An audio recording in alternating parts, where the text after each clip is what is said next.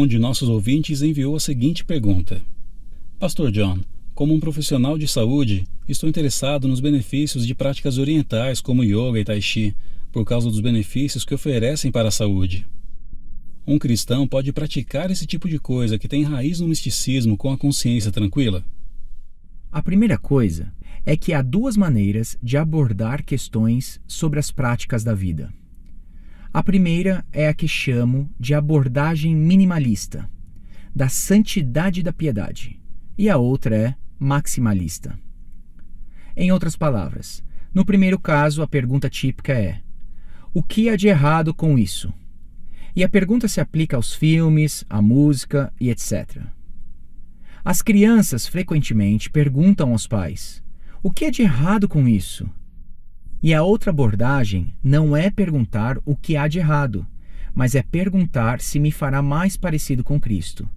Se é algo que me deixará mais dedicado a Jesus, se me deixará mais poderoso e cheio do Espírito Santo, se minhas orações serão mais eficazes por causa disso, se eu serei mais corajoso para testemunhar, se me deixará mais fraco, se contribuirá para que eu tenha mais discernimento espiritual sobre os caminhos de Satanás no mundo, se me ajudará a juntar tesouros no céu, se me ajudará a encontrar alegria em Deus e em tudo que Ele é para mim em Jesus. São duas maneiras de lidar com a vida. Eu posso maximizar minha piedade e minha santidade, aproximando-me de Deus, ou eu posso simplesmente tentar fazer o máximo das coisas possíveis sem explicitamente cair no pecado. Com isso, minha intenção não é sugerir que sempre que você lida com uma atividade questionável, você precise optar pela renúncia depois de refletir sobre as coisas dessa maneira. Eu só quero que as pessoas aprendam a lidar com essas questões com uma grande paixão pela piedade e que não pensem somente em termos minimalistas. Essa é a primeira coisa que eu queria falar.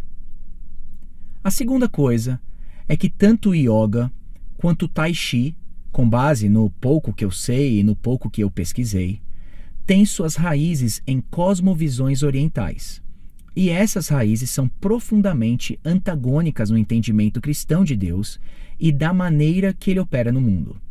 O yoga é para o corpo o que é o mantra para a boca. Uma explicação diz que, no mantra, a pessoa tem que entoar uma palavra ou uma frase até conseguir transcender a sua mente e suas emoções. E no processo é possível descobrir e alcançar a supraconsciência. Então, é o uso de uma palavra como mantra para alcançar a supraconsciência. Em outras palavras, os exercícios de yoga fazem parte desse tipo de repetição verbal e filosofia sobre a maneira de se mover física, emocional e intelectualmente em direção a essa supraconsciência. Então, o yoga foca em uma harmonia entre mente e o corpo. O yoga deriva sua filosofia de uma crença metafísica indiana. A palavra yoga vem da língua sânscrita e significa fusão ou união, e o objetivo final dessa filosofia é alcançar um equilíbrio entre a mente e o corpo, e alcançar um tipo de iluminação através do mantra e determinados tipos de exercícios físicos e posturas meditativas. Para alcançar esse objetivo, o yoga faz uso da respiração, da postura, do relaxamento e da meditação para alcançar uma vida equilibrada, saudável e alegre. É assim que é descrito em muitos lugares na internet. Então, se você for no site do YWCA, Minneapolis, uma ONG americana, e clicar em Aulas de Ginástica, há 22 referências ao yoga. Yoga para iniciantes, yoga para pessoas com esclerose múltipla, yoga para jovens, dança e yoga para jovens, yoga para todos e etc. O mesmo se aplica ao Tai Chi, mas com menos intensidade. O Tai Chi tem raízes religiosas e metafísicas chinesas e, segundo uma definição, entende-se que o Tai Chi é o mais alto princípio, do qual toda a existência procede, o Supremo Absoluto. Esse é o significado de Tai Chi. O Supremo Absoluto cria o Yin e o Yang. O movimento gera o Yang e, quando sua atividade chega ao limite, transforma-se em tranquilidade. E, através da tranquilidade, o Supremo Absoluto gera o Yin. Quando a tranquilidade chega ao limite, há um retorno para o movimento, e o movimento, a tranquilidade e a alteração se tornam a fonte do outro. As transformações do Yang e a união do Yin produzem tudo e esses, por sua vez, produzem e reproduzem, o que faz com que o processo nunca tenha fim. É mais ou menos o que eu aprendi com minha pequena pesquisa. Os cristãos têm uma cosmovisão radicalmente diferente da visão de mundo moldada pelo yoga ou da visão de mundo moldada pelo Tai Chi. Nossa maneira de enxergar a história, de enxergar a Deus e de entender o que é o bem-estar é radicalmente diferente. No cristianismo, progredir em direção à inteireza se dá através de um Deus que se comunica de maneira inteligível através da língua por meio de uma pessoa, Jesus Cristo, que se torna plenamente humano e fala de maneira inteligível para a mente, não anulando a mente, que através da sua morte e ressurreição, objetivamente, prevalece contra um Satanás real, contra uma culpa real diante de Deus, através de uma real mensagem do Evangelho a nosso favor.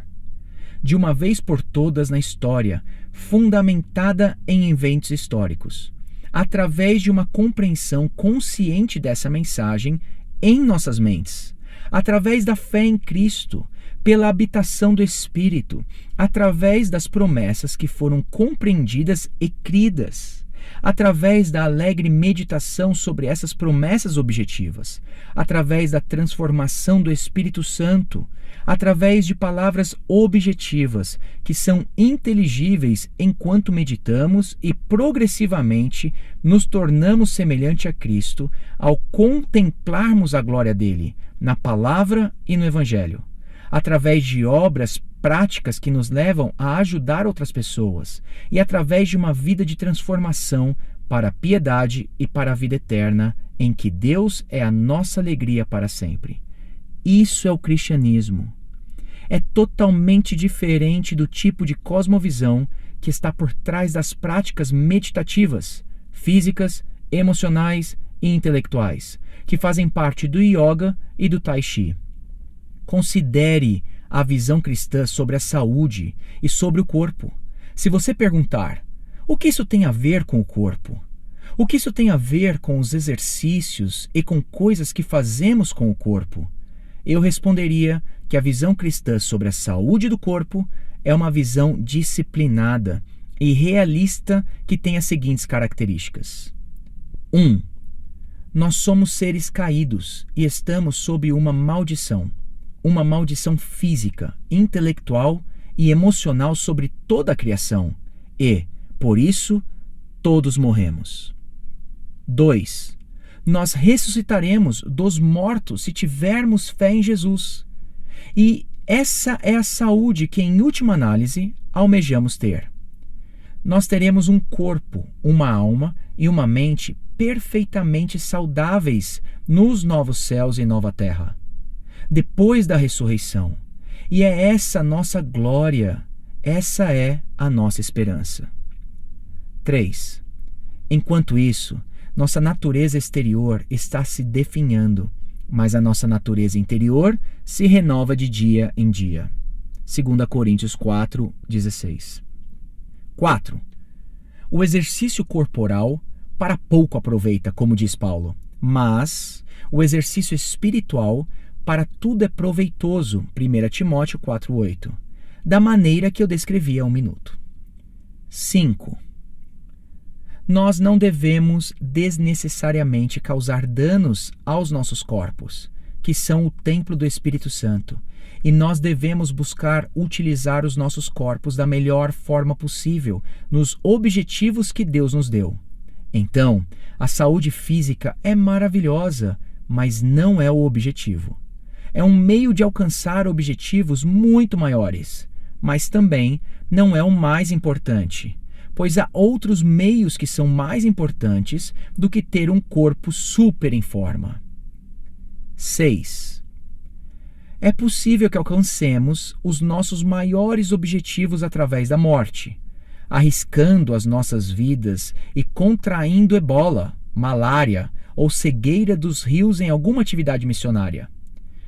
Nós não buscamos o bem-estar físico como a coisa mais importante. É um objetivo útil, mas é secundário, pois é um meio de alcançar algo maior e há situações em que precisamos intencionalmente arriscar as nossas vidas por amor de outra pessoa. 7.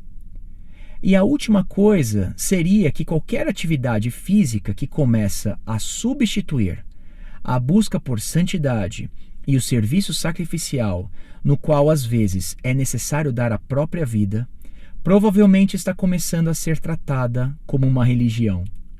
Parece-me que o yoga e o tai chi já se identificaram através do próprio nome. Eles já levantaram a bandeira. Eles já levantaram a bandeira da cosmovisão oriental através dos próprios nomes, yoga e tai chi.